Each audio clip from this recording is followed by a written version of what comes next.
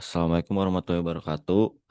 Kami dari kelompok 15 akan mempresentasikan fungsi-fungsi yang telah yang telah kita buat untuk final project di sini.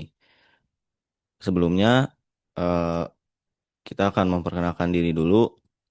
Saya Sandi Suryo Nugroho dengan NRP terakhir 020.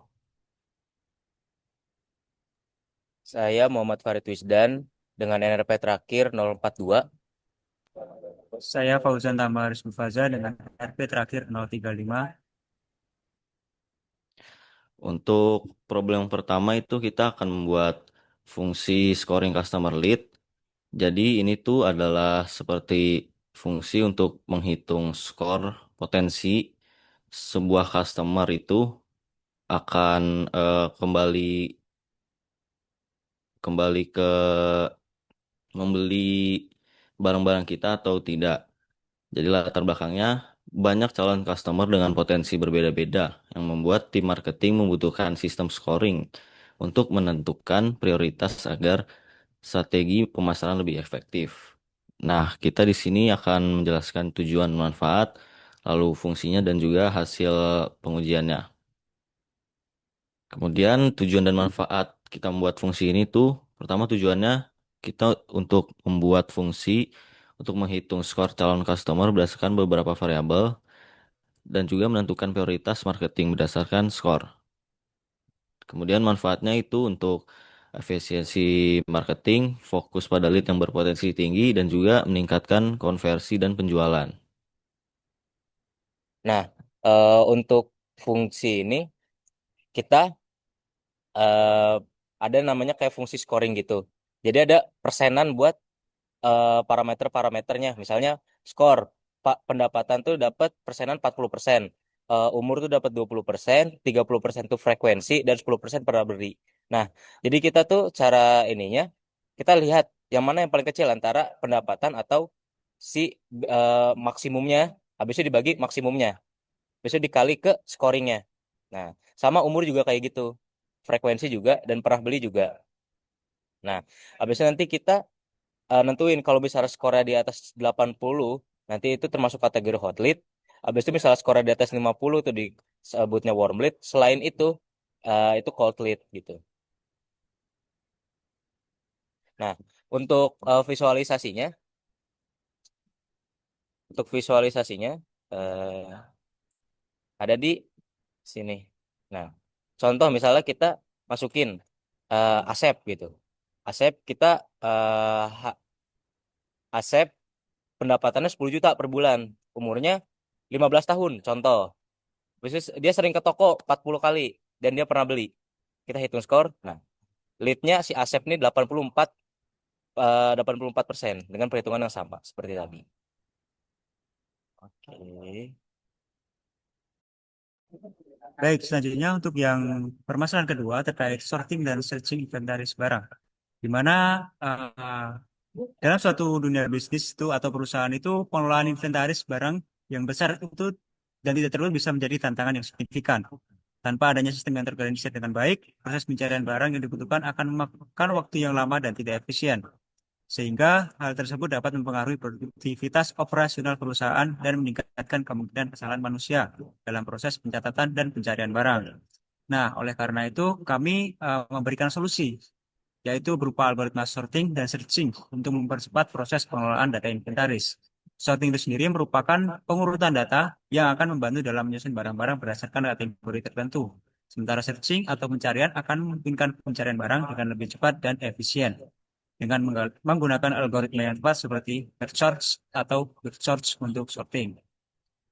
Untuk selanjutnya mengenai tujuan proyek. Nah, tujuannya mengimplementasikan algoritma sorting.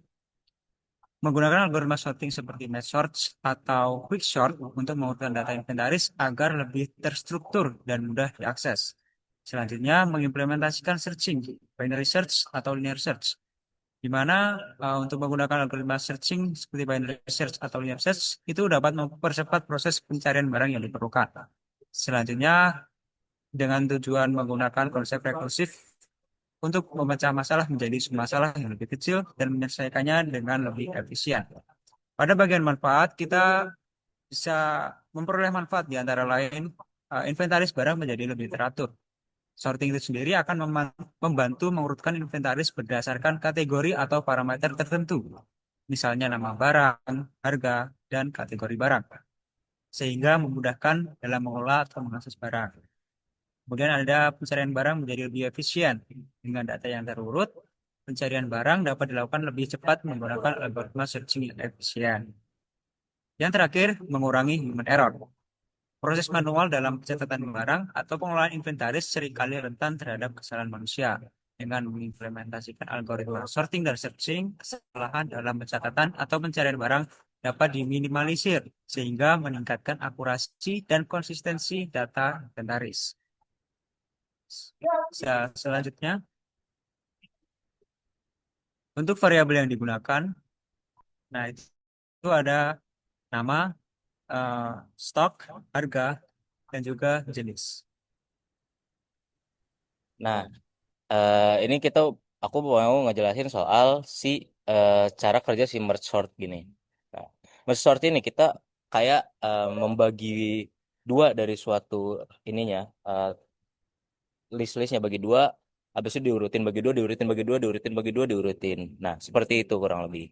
Itu untuk merge sortnya, dan merge inventarisnya tuh itu yang ngurutinnya. Ini buat bagi dua dan ngurut, dan ini gabung-gabungin yang udah terurut tadi gitu. Kan ada banyak macamnya. Yang kedua untuk binary search, logikanya mirip. Jadi kita ke tengah dulu, lihat kan karena binary search ini harus terurut, lihat udah sesuai belum sama yang dicarinya, dan kalau belum nanti ke tengah lagi seperti itu. Nah, untuk visualisasinya.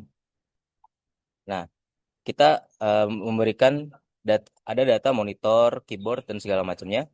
Kita coba kita sorting di sini, atau kita tambahkan data dulu. Contoh, audio teknika.